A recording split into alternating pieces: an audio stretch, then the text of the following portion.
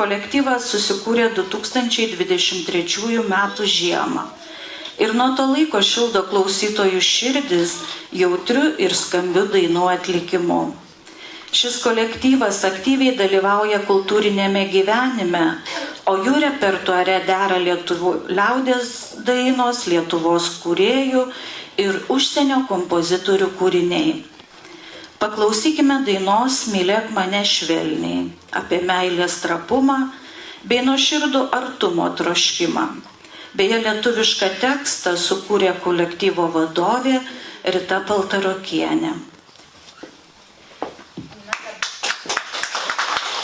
Kadangi taip sutapo, jog šiandien yra ir kovo 8 tarptautinė moters diena, tai nusprendėme tą savo pasirodymą pradėti labai moteriškai apie jausmus ir meilę, nes kadangi muzika nežino sienų, tai šita daina yra gimusi svetur, bet šiandien pas jūs atkeliauja apsirengusi labai gražiai lietuviškai.